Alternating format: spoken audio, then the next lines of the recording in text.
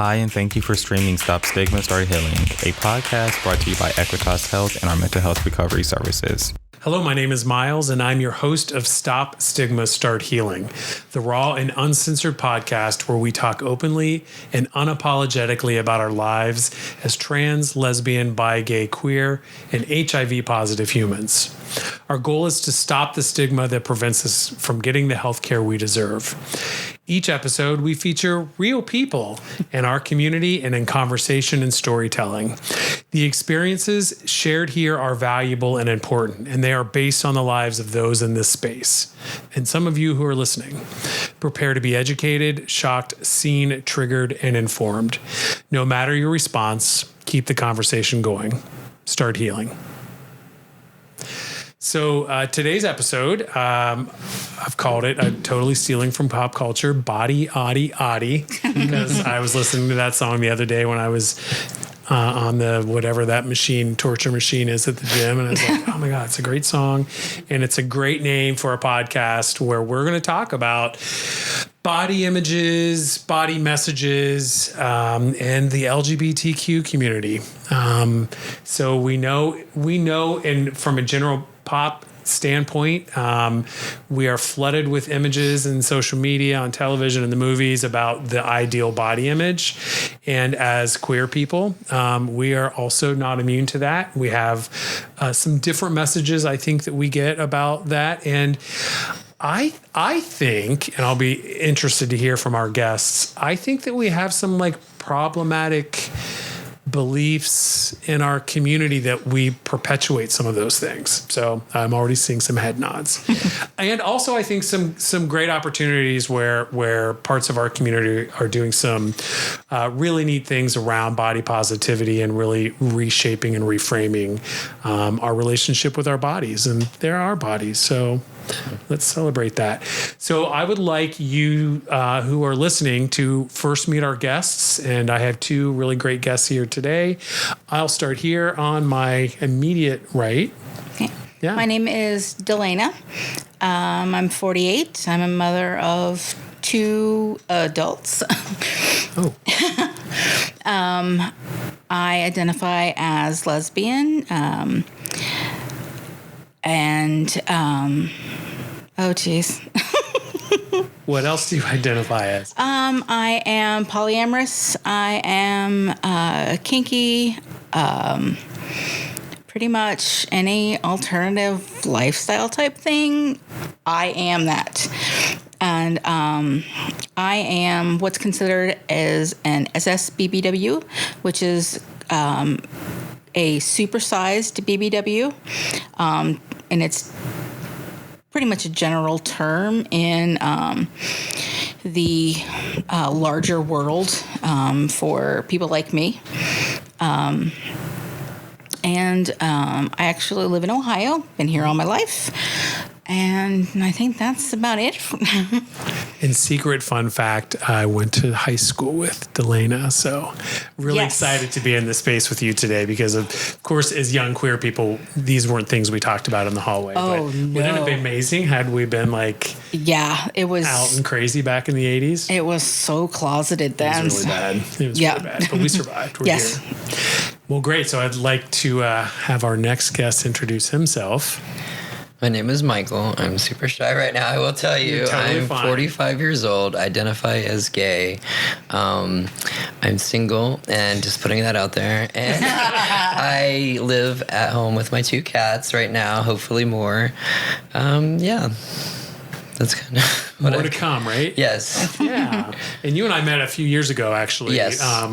at your workplace. Yes, And we so did. that was... In Ohio, yeah. Yeah, we've maintained contact ever since, and it was great to meet you then, and it's been great to Well, thank you for having me on. get to know you over the last couple of years. So if we can go back around and talk a little bit more about your coming out experience and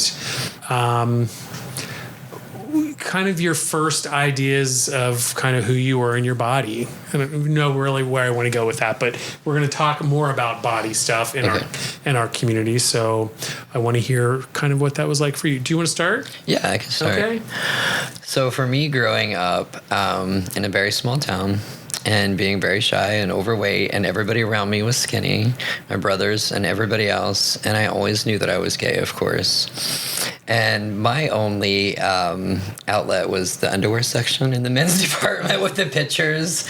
This is like before internet, and I didn't really have anybody else to talk to. Yeah. So of course I went even more inward, knowing that I was gay, feeling like I was alone and shy, and ended up being with a lot of women and dating women and not coming out until I was 24 years old and moving to Columbus. It took me like moving to a bigger town to be okay with who I was and discovering myself. So, yeah. Okay. Great. Anything more you want to share about getting comfortable with your body? It took me a really long time to get comfortable with my body and be okay with who I was, because I was always overweight, like I said. And when I was 17 and ready to graduate high school, I was over 300 pounds. And by the time I was 29, I had weighed 430 pounds. And that's when I decided like I couldn't do it any longer. And my mom and I had discussed the possibility of having gastric bypass. We were really concerned about the risks, but then my mom decided there was more of a risk to not have it for me personally, because I had sleep apnea, high blood pressure, and diabetes. For me, I can't speak for anybody else, but for me personally, I felt like it was the best decision. And then a couple years later, after weight loss, I lost 230 pounds. And then after that, I ended up having skin removal, and that was 15 years ago. So luckily I was able to keep it off and stay fit and working out. But at the same time, I haven't completely dealt with the image part and the body part because I did not have therapy. But I feel like coming on your show and talking about things, really, I feel like it's going to be helping me as like a stepping stone catalyst to feel like it's hard for me to talk to people. And I feel like maybe this will be what I need to feel comfortable to talk to somebody that's a stranger and kind of tell them like, okay, this is what I'm going through, and my insurance actually covers it now for me to go to therapy. That was the important part. For a long time, I didn't have the plan that would cover insurance for healthcare and for therapy. Yeah. And I just found out that this year I can have therapy and not have to pay for it. Awesome. So that helps, because I really have needed therapy for a long time. I know that, and I feel like everybody would benefit from some kind of therapy. And now I'm like, I can finally go. I can finally tell all of my problems and somebody to talk to that's not going to judge me. And I have a lot of friends like, okay, thanks for oversharing, but maybe you should go see somebody. So now, okay, I was like, I'm feeling more comfortable. And that's the plan now, to actually get into therapy to help my mind catch up with my body. Because my body transformation happened like within 6 months. My mind transformation did not. And that's a lot where the problem is. Like, I think when you and I were talking, I was telling you, I was like, okay, sometimes I still feel overweight. Sometimes I still feel really uncomfortable. And it's something that I want to deal with and I've had to deal with for years, that I just kind of like hit the pause button. I'm like, oh, I'm okay. I'm going to help other people. But now it's time to help myself and get to where I need to be. So that's where I'm going at right now. Thanks, Michael. Yeah. How about you? What's your story? Let's see. I've been overweight since I was 6 years old. I'm not exactly sure. Something happened. I just don't know what.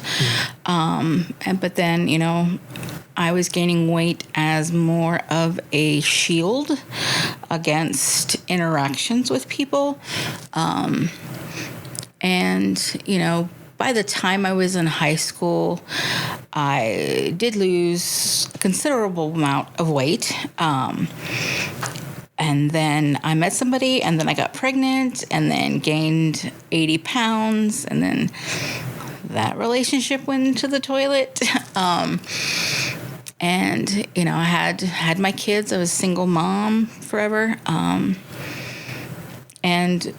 Increasingly over the years, I've gained weight, but I've been about the weight that I am now, about 440, for about now 25 years. I've gone down some, but I just kind of come right back up to the set point. And, I really did use my weight as a shield about, talking to people and, finding people to date. I was single for quite a long time.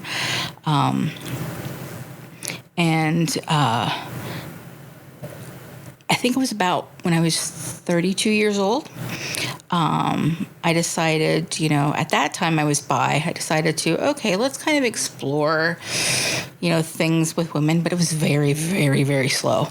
But I also decided at that time that I'm 32. I am fat, for lack of a better word. I've reclaimed that word. It's not stigmatized to me anymore. But I was like, why am I holding myself back just because I'm fat? So I decided to start living and, just doing things. And, over the years, a couple years after that, my mom had died, and like 3 years after that, my dad died. So, dealing with their deaths and having to be an adult without a safety net, I was like, I kept pushing forward for living my life as I am and not how I would like to be. And it wasn't until, 7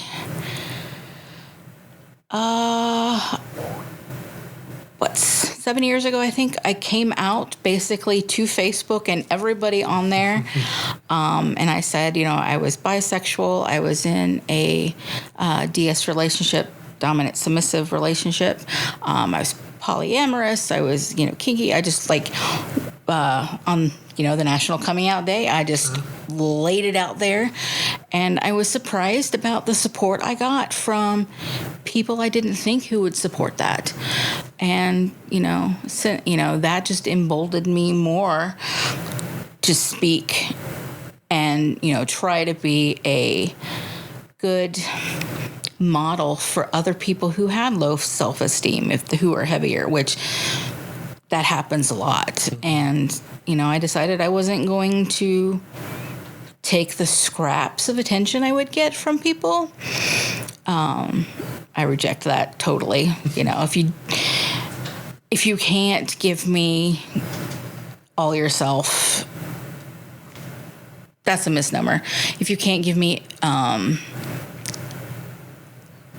attention when we're together or whatever, I don't really need to be with you. I don't need to be in your life. You don't need to be in my life. And then it was probably, it was last year, I realized that I was no longer bi, I was a lesbian. And so that's been very interesting. Coming into that at the time I was 47, very, what they call a late in life lesbian. So, it was a whole new world. And once I realized that, funny thing happened. I met actually a couple of people, but one of them, she's now my fiance. Oh, nice. We've been engaged almost a year. She actually lives in Germany, so we haven't actually met yet in person. So, but it feels right, and but a lot of the things that I went through in life, I faked it until I made it with my confidence. And, that's helped a lot of people, which, I never really know, but, occasionally somebody will I'm so glad that you did what you did because it gave me the courage to do what I need to do. So.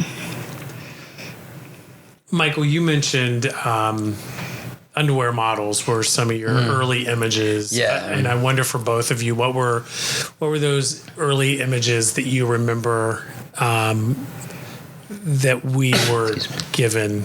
Mine was specifically the underwear packages at the department stores. That is very specific. Yeah, well, because that was, on television, you didn't really see a lot of stuff. Yeah. That wasn't R-rated. So you had to find things where you could find things at, but then when I turned 18, I think was the age when you're allowed to go to the adult store. And wow, like that was a whole different thing. That was like opened up a whole new different world, you know. And even then, they had like the stuff in the very back, though. You know, it was like you saw like a lot of straight things. You didn't see like a lot of, you know, gay sections, and a lot of that was covered up. But once you got to see more things and more exposure and stuff, so that was my early like exposure to same sex type things and magazines and. Trying to think of what I want to say here. And those images were, what were the standards of beauty in those images? Oh, they were all beautiful. Yeah, there was, I mean, everything was like flawless. Every body part was perfect. Everybody looked like a model. There was no like plus size packaging. There was no people that didn't have every hair in place and they all looked like movie stars, of course. They all looked like beautiful and glamorous and skinny and movie star types. There was no average person. There was no overweight person on these packages because they wanted to sell a certain image, and that did a lot for me as far as like, is this what the beauty standard is supposed to be? Is this what I should look like? And then I would go home and like, of course, eat and be by myself and very depressed and everything about other stuff too, because even at school, like in gym class, you know, I'm like, you see all these, I mean, I failed gym twice. Like my mom had to take me to summer school gym because at like 300 pounds, I'm like, I can't do a layup. And I remember dodgeball, I'd purposely get hit so I could like sit down and like eat snacks and stuff because everybody's not built the same and everybody shouldn't be held to the same standard of beauty or, you know, it just doesn't make any sense to have everything is like across the board. Everybody should have to keep up and do the same things. And I was just really like taken aback by that. So, yeah. What about you, Delana? You know, basically, like he said, you know, back when I was growing up, you know, the only plus size was the husky section in Sears. There wasn't, you know, I was in adult clothes when I was a child, just because of my weight, because they didn't,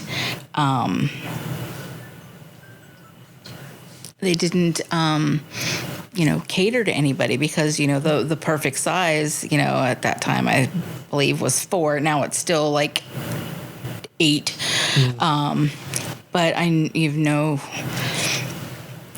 just there really wasn't anybody who emulated my body shape in any sort of advertising or anything. You know, I know one of the things that I've, you know, realized that in news articles or pictures that they take, you know, they'll chop the head off of an overweight person and just focus on the body because, you know, they're not real people. You know, that was a lot of the imaging, and it still happens. But, you know, as the years have gone by, there's more and more images of all different types of bodies and colors and genders and stuff. We still have a long way to go, but, you know, it is better than it was. If you use methamphetamines and are looking for harm reduction or sobriety options, Gravitas might be for you. Gravitas is a welcoming and affirming treatment program for gay men, men who have sex with men, and folks in the trans community who use meth. We offer counseling and LGBTQ plus centered care for you on your recovery journey. To learn more and schedule your first visit, please call us at 614-340-6700. That is 614-340-6700. I had a thought, and it just left my brain. So I apologize. I'm thinking about the things you're saying and thinking about, you know, what were people's responses to you from our community when you initially came out regarding your body? Was it challenging? Was it welcoming? I'm asking like really stupid questions because I think I know the answers, but I think it's okay for people in, you know, a little town in Ohio to hear this, right? Yeah. Oh yeah. It doesn't matter. Okay. What was good about my coming out, I guess, about almost 12 years ago, I found the Columbus kink community. And some of the leaders were overweight themselves, and they welcomed everyone, no matter your body shape, no matter, your abilities or whatever. And that helped a lot, just to see, everybody is welcome in this space, and they wouldn't tolerate anybody who tried to be different, tried to do different than that. So that helped a great deal with me being able to be more comfortable in my body and, not paying attention to, the naysayers and stuff. How about you? And for me, it was a little different, though, because being in a very small town and being overweight, it took me actually leaving that town to come to a bigger town and be like, oh my God, there's other people like me. Like, I remember when I went to the first bear bar and I'm like, this is a thing? Like, what's happening? There's other people that are bigger than me and they're more comfortable than me. And that helped me, like, oh, wow, it's actually okay to be gay, number one, but it's also okay to be overweight and gay, and like nobody cares. And it was sort of making me feel like my first time sneaking into like the adult store where it was like open and it was talked about and it was accepted. They make me feel comfortable in an actual community where I felt like I belonged and where I felt like I wasn't going to be judged. And like there's family and things like that, but until somebody's there that actually understands what you're going through and you don't have that with anybody else, it's a very nice feeling. You don't feel like something like that exists until you experience something welcoming like that. Yeah, Michael, I wonder for you, was there a change in how people reacted to 24-year-old Michael versus Michael today? Like as far as when I came out? Yeah. Related to your body.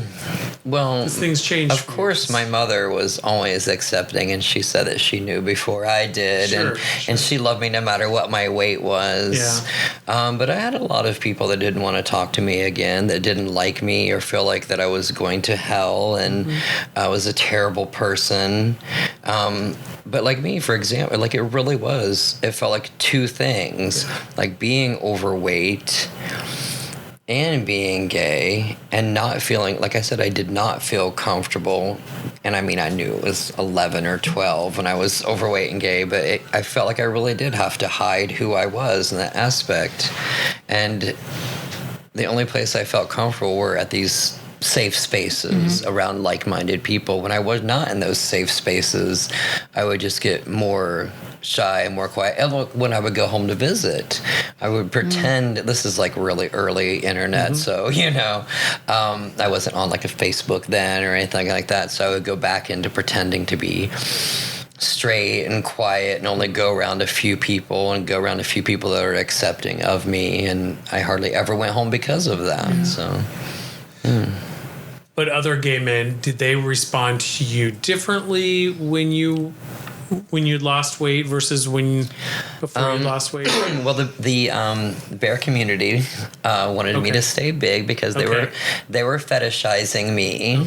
So there was the chubs and the chasers, and people were mad at me, literally mad at me, the chasers, because I lost weight, and said that I had like turned off their fantasy and they wanted nothing to do with me.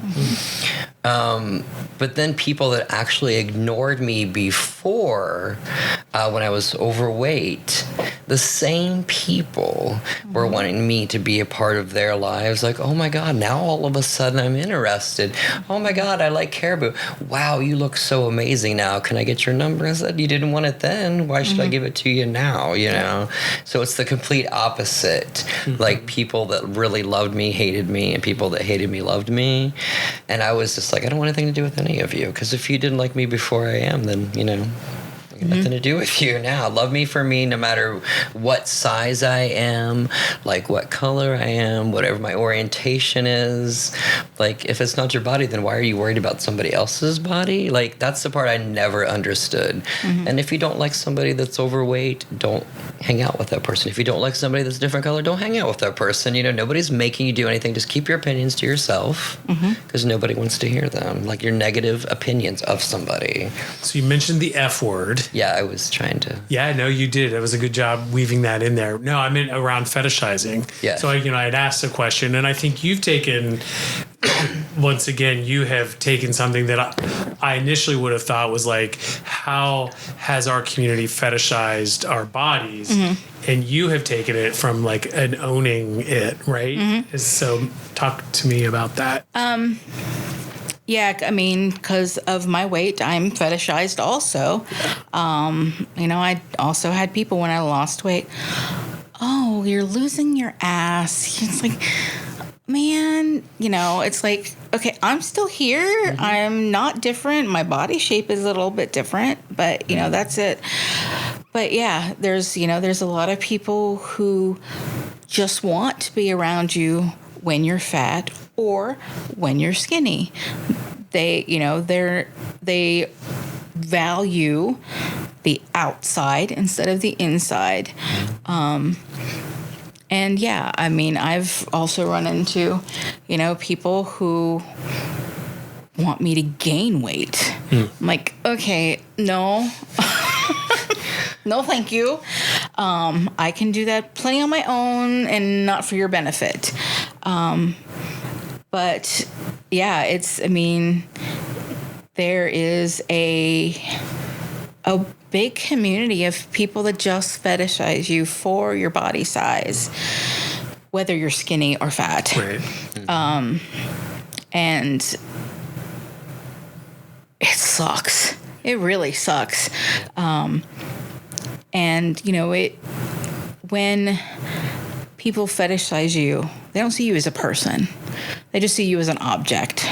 As I do remember being at Trauma, the big Halloween party that is here in Columbus. Somebody followed me up a flight of stairs and kept touching me.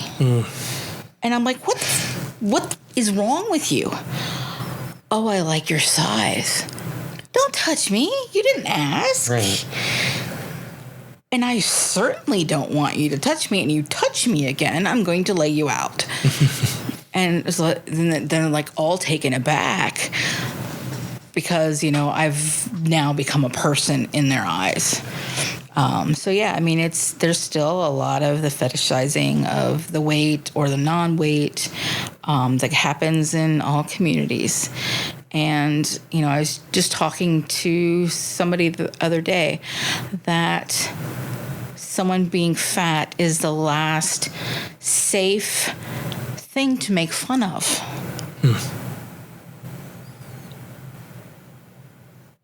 Because a lot of people will use the word fat as a weapon.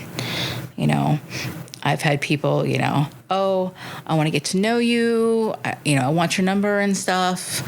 And I'm like, no, I'm not really interested. Well, you fat bitch. Wow. It's like, well, you were just interested a second ago. But since I wouldn't give you the time, now I'm fat.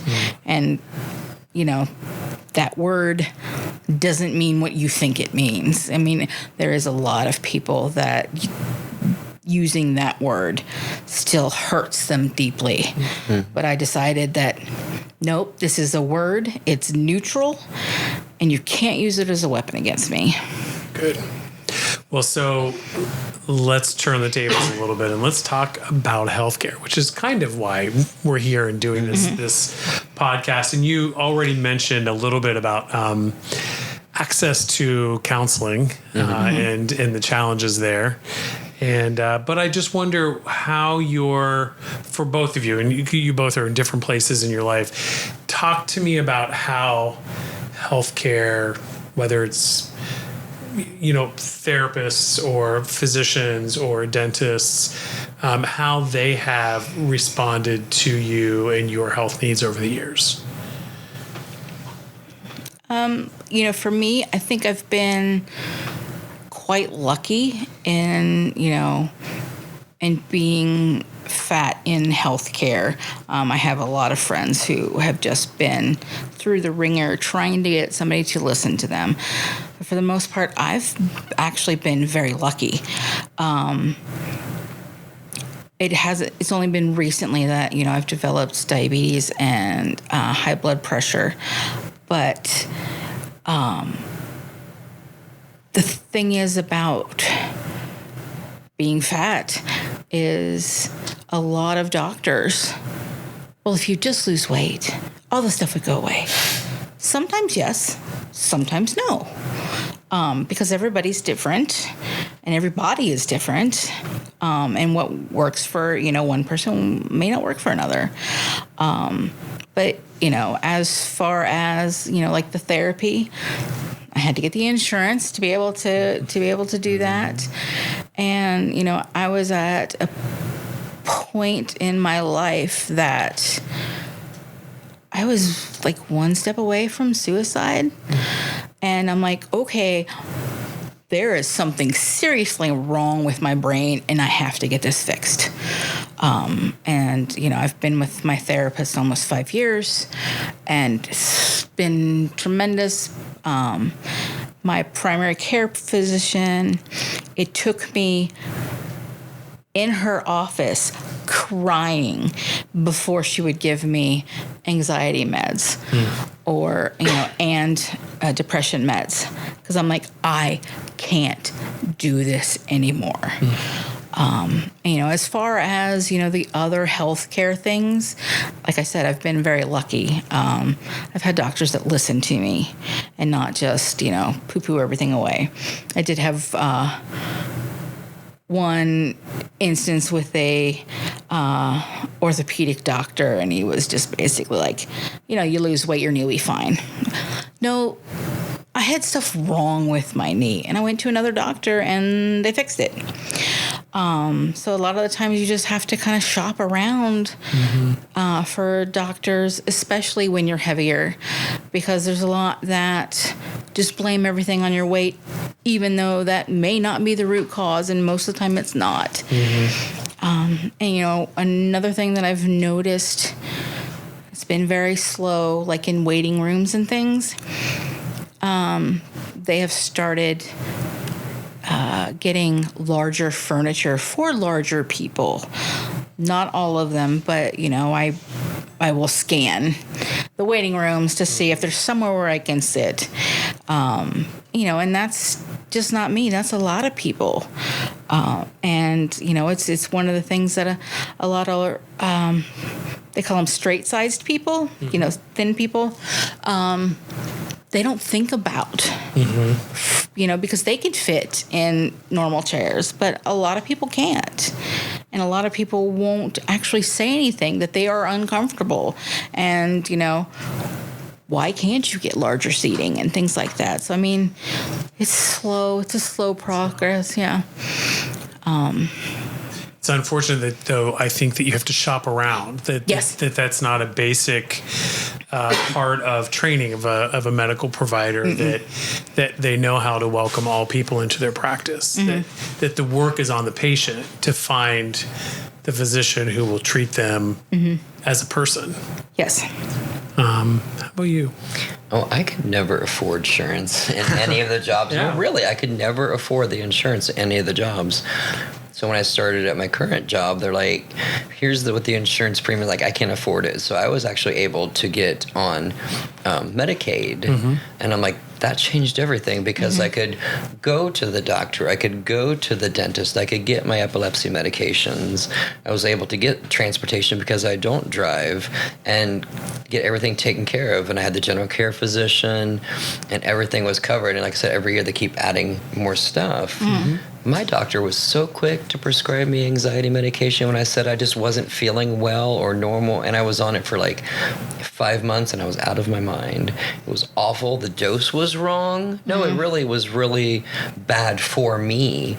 And they're like, oh, well, let's cut it back. And I went just taking a half a pill and it wasn't right. So I took myself off the medication. So for me personally, I don't want to go the medication, but now I want to work with a therapist and actually talk to somebody. And I feel like that's going to help me without the medication, and then eventually maybe find a balance of therapy and medication and seeing somebody that I feel comfortable with and going to the right doctors and maybe kind of try to put everything together so I can feel like some kind of a normal place in my life, whatever that is going to be. So that's kind of what the route that I'm on now, is trying to find the things that where I work at, to pick and choose like what I want, and feeling okay with the choices.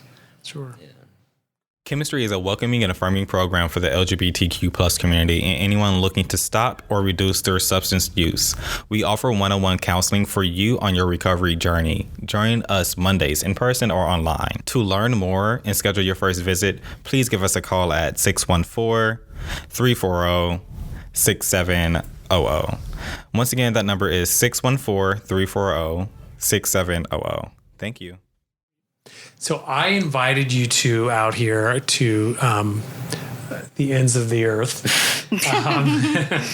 And I like to make sure that I have given you the time and the space to share the things that you wanted to share as part of this discussion. And so I want to give you that time now to make sure that you're sharing what's important and valuable to you. I have my questions taken care of, but I want to make sure. And I know you came with like a whole list of stuff. Put it away, which is super cute. Yeah, it's like, I love that you wrote all that stuff down. But I just want to give you both that space. And then we'll wrap it up with what I kind of like a message I want you to give folks out there in podcast land. Well, I just feel like people start focusing on themselves and worrying about their body and their choices instead of taking so much time to worry about what other people do. Think about where they would be if they would just focus on their lives, their business, their politics, their own religion, their own beliefs. How far along would they would be if they just get out of other people's business? And my personal motto, and I take notes and write things down, it's like, if it's not your body or your baby, it's not your business.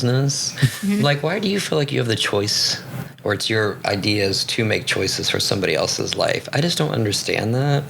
I'm not trying to worry about what everybody else is doing or anybody else is doing, and why. Where does that get you? Like, just causes you so much stress and anxiety when you're trying to focus on what somebody else is doing. That's my thing. Like, I never understood that. Okay, how about you? On that, it's like what other people think is none of my business. They're looking at the world and looking at me through their experiences and their issues and their trauma. There's nothing I can do about that. I can't fix that. But I've tried to give people grace that, while they may believe these things about me and that, I'm lazy and I'm a slob and, all this stuff, that's a lot of their upbringing and what they heard and what, happened to them. And one of the things that a lot of people still fail to realize, that trying to shame someone, whether it be for their orientation or their gender or their body, shame never helps anything. It doesn't make somebody be a better person. It's not helpful.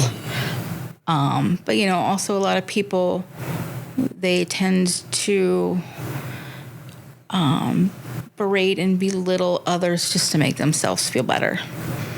And, That's where therapy comes in. So you can work through your trauma and learn better ways of dealing with things. So. Very good. So what would you like to share to someone out there listening who may be in your shoes or similar shoes, I guess? Well, I know I said I write like a lot of quotes, and I have mantras, and I flip them every day. And I originally had wrote hurt people, Yeah. right? But then a friend of mine was like, well, how about healed people, heal people? And change it to that. Nice. So that is my new daily mantra. And I flip through, like I said, my book, and I write a lot of notes. So healed people, heal people, and it's okay to not be okay, and to tell somebody that you're not okay. That's kind of where I'm at right now in my own life. And I feel like every day is a new day for people to reach out to somebody, you know, makes things easier to talk about it and not be ashamed to talk about whatever problems you have. You know, one of the things, you know, as far as we talked about healthcare, advocate for yourself.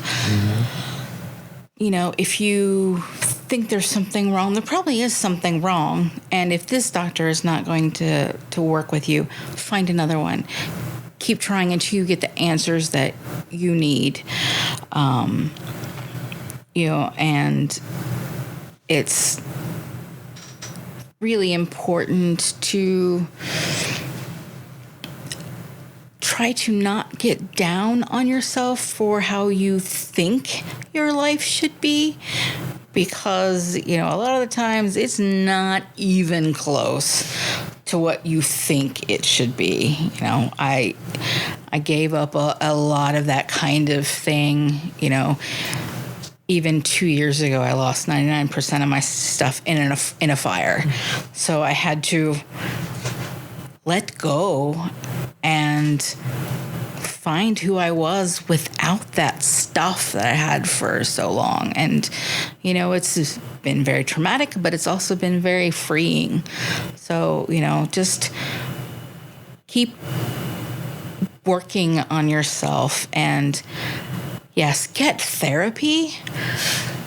You don't necessarily have to have anything wrong to get therapy. You need an unbiased opinion about things you're thinking about and things you're dealing with, and it's so helpful. Good point. It was in my head when you were talking about that.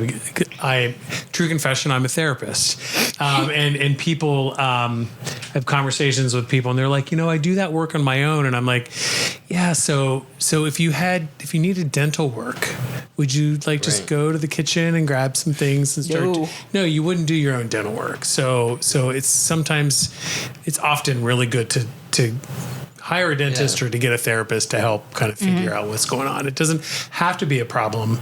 And using the dental analogy, you know, we go to the dentist twice a year in theory, right? As a preventative thing. It's you go in, you get a checkup, they, you know, check to make sure that you're okay, and then they send you out and say, come back in 6 months. And imagine if we embraced therapy like that, that it's like you went periodically, you know, little checkup, like how you doing, what's going on, okay, I'll see you in 6 months. And then if there was something a little bit more serious that you needed to spend time on, then you'd come back more regularly, right? Until you were able to be managed every 6 months again. So it's like if we could think about mental health care like dentistry, and we had policies, healthcare policies that would support 2 times a year mental health checkup, wouldn't that be amazing? Yes. Yeah, I think so too. I'm a little biased, but it's therapy's good. So thank you both for coming in tonight, and really, I think just starting this conversation. We're doing some work where I work around this topic. It's a newer thing for us around intuitive eating. We got some new support spaces that are starting, and this has been helpful for me in terms of understanding a little bit more about our community and our needs. And it really is just the tip. Oops, I said that. It's just the tip, which is actually what I wanted to call the podcast. Just the tip. And that'll be the next one. I was encouraged to not call it that, but I thought it was kind of cute. Yeah. that we just really dipped our toe in the pool of issues around body in our community. And, there's tons more bodies out there with lots of different experiences with those bodies. And let's let people be themselves and celebrate who they are. That's my takeaway from this. So I appreciate you both being here today. Thank you. Thank you. And we look forward to having more conversations about this in the future. So, Awesome. Definitely. Yeah. thank you for tuning in, and we will see you. Thank you for streaming Stop Stigma, Start Healing. For additional information on our support groups, please visit us at equitashealth.com/start healing.